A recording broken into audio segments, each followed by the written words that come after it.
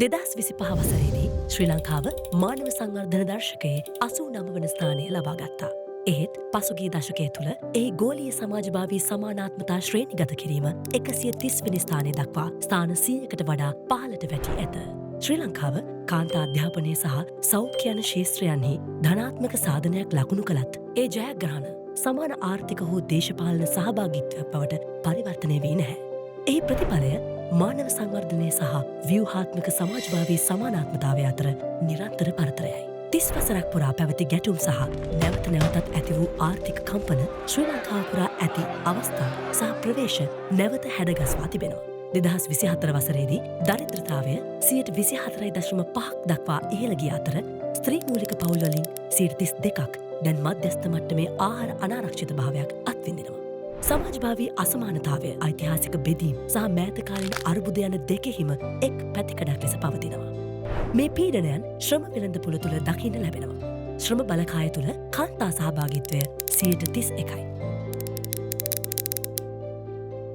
සක්‍රිය ශුද්‍ර කුඩා සහ මධ්‍ය පරිමාණ ව්‍යවසායවලින් 16% පමණයි ප්‍රධානියා කාන්තාවක් වෙන්නේ. පුද්ගලික ඉඩම්වලින් කාන්තාවන් හිමිකම් කියන්නේ 16%කට පමණයි. ආර්ථික වශයෙන් බැහැර කිරීම ව්‍යුහාත්මකව පවතිනවා. කාල දරිද්‍රතාවය මේ පරතරය ගැඹුරු කරනවා. කාන්තාවන් පිරිමින්ට වඩා දෙගුණයකටත් වඩා වැඩි කාලයක් වැටුප් නොලබන ගෘහස්ත වැඩ සඳහා වැය කරනවා. රැකියා විරහිත කාන්තාවන්ගෙන් 57%කට වැඩි ප්‍රමාණයක් රැකියා සඳහා ප්‍රධාන බාධකය ලෙස සඳහන් කරන්නේ ගෙදර වැඩයි. ජීවන වියදම් ඉහළ යනවත් සමග සුරැකුම් වැඩවල බර පුළුල් වන අතර එමගින් ආර්ථික සංචලනය සීමා වෙනවා. නීතිමය සහ දේශපාලන පද්ධති මේ රටාවන් ශක්තිමත් කරනවා. ආණ්ඩුක්‍රම ව්‍යවස්ථාව සමානාත්මතාවය තහවුරු කරනවා වගේම කාන්තා උන්නතිය සඳහා විශේෂ ක්‍රියාමාර්ගවලට අවසර දෙනවා.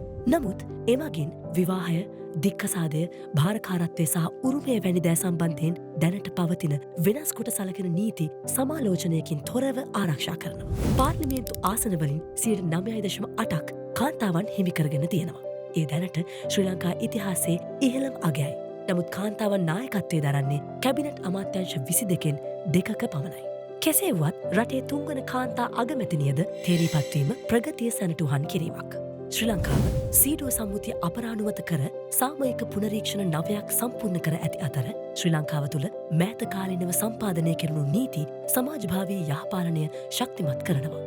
ඒත් ක්‍රියාත්මක කිරීම සහ ආයතනික බලපෑම තවමත් අසමානයි. ප්‍රචණ්ඩත්වය තුළින්ද බල අසමතුලිතතාවයන් පිළිබිඹු වෙනවා. සෑම කාන්තාවන් 5 දෙනෙකුගෙන් එක් අයෙකු සමීප සහකරුවෙකුගෙන් කායික හෝ ලිංගික හිංසනය අත්විඳ තිබෙනවා වගේම තරුණ සහ ආර්ථික වශයෙන් යැපෙන කාන්තාවන් වැඩි වශයෙන් පීඩාවට පත්වෙනවා.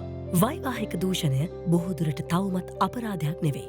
දණ්ඩ නීති සංග්‍රහයේ 365 සහ 365A වගන්ති සමලිංගික සබඳතා දකින්නේ අපරාධයක් ලෙසයි. එය LBTI කාන්තාවන්ව අපකීර්තියට ලක් කරනවා වගේම ඔවුන්ට ලැබෙන යුක්තිය සීමා කරනවා. කායික ස්වාධීනත්වය සහ ආරක්ෂාව නොමැතිව සමානාත්මතාවය සම්පූර්ණයෙන් සාක්ෂාත් කරගත නොහැකි. මෙම අභියෝග මැද වුවත් වැදගත් ප්‍රතිසංස්කරණ ක්‍රියාත්මක වෙමින් පවතිනවා. 2024 කාන්තා සවි බල ගැන්වීමේ පනත මගින් කාන්තාවන් පිළිබඳ ස්වාධීන ජාතික කොමිසමක්, කාන්තා ඔම්බුඩ්ස්මන්වරයක් සහ කාන්තාවන් සඳහා ජාතික අරමුදලක් ස්ථාපිත කළා. කාන්තාවන් සාමය සහ ආරක්ෂාව පිළිබඳ පළමු ජාතික ක්‍රියාකාරී සැලැස්ම ක්‍රියාත්මක වෙමින් පවතින අතර ලිංගික සහ සමාජභාවය පදනම් කරගත් ප්‍රචණ්ඩත්වය ආමන්ත්‍රණය කරන දෙවැනි සැලැස්මද ඒ හා සමගාමීව ක්‍රියාත්මක වෙමින් පවතිනවා. ප්‍රාදේශීය මට්ටමින් 25% කෝටාව කුල, වාර්ගික සහ පන්ති රේඛා අතික්‍රමණය කරමින් සහභාගීත්වය පුළුල් කර බිම් මට්ටමේ නායකත්වයට කාන්තාවන් 2000කට වඩා රැගෙන ඇවිත් තිබෙනවා. කලාපීය වශයෙන් ශ්‍රී ලංකාව කාන්තා සවි බල ගැන්වීමේ දර්ශකයේ දකුණු ආසියාවේ ඉහළම ස්ථානයේ ලකුණු 0.568 සහිතව හිමි කරගෙන සිටින අතර කලාපයේ අඩුම මාතෘ මරණ අනුපාතය උපත් ලක්ෂයකට 25ක් ලෙස වාර්තා කරනවා. ප්‍රගතිය පවත්වා ගැනීම සඳහා ව්‍යුහාත්මක ප්‍රතිසංස්කරණ අවශ්‍යයි. නිදසුනක් වශයෙන් 365 සහ 365A වගන්ති ඇතුළුව වෙනස් කොට සලකන පුද්ගලික නීති සහ දණ්ඩන විධිවිධාන ආමන්ත්‍රණය කළ යුතු අතර ජාතික කාන්තා කොමිෂන් සභාව පූර්ණ සම්පත්වලින් අනුවන කර ක්‍රියාකාරී කළ යුතුය. ඊට සමගාමීව සමාජභාවයට ප්‍රතිචාර දක්වන අයවැය කරණය සියලු අංශවලට ඇතුළත් විය යුතුය. සොරකුම් වැඩවලට අදාළ යටිතල පහසුකම් සඳහා ආයෝජනය කිරීමෙන් කාලදරිද්‍රතාවය අවම කර ආර්ථික සහභාගීත්වය වර්ධනය කළ හැකි. පුද්ගලිකාංශය තුළ වැටුප් සහිත පීතෘ නිවාඩු ලබාදීම සොරකුම් වගකීම් සමතුලිත කිරීමටත් උපකාරී වනු ඇත. අවසාන වශයෙන් ශක්තිමත් සමාජවාදී දත්ත පද්ධති අත්‍යවශ්‍යයි. ජාතික සමාජභාවය පිළිබඳ සංඛ්‍යාලේඛන රාමුවක් මගින් අවිධිමත් ශ්‍රමය ආබාධිත සහිත බව දේශගුණික බලපෑම් සහ ලිංගික දිශානතිය සම්බන්ධයෙන් සමාජභාවී වශයෙන් වෙන් කළ දත්ත රැස් කළ යුතුයි. මෙය නොපෙනෙන පුද්ගලයන්ව ගණන් ගැනීමටද උපකාරී වනු ඇත. මන්ද මැනිය නොහැකිදේ ප්‍රතිසංස්කරණය කිරීමටත් නොහැකි. ශ්‍රී ලංකාවේ සමාජභාවී සමානාත්මතාවය යනු ක්‍රමාණුකූලව සහ අපහසුවෙන් ජයගත්තයක්.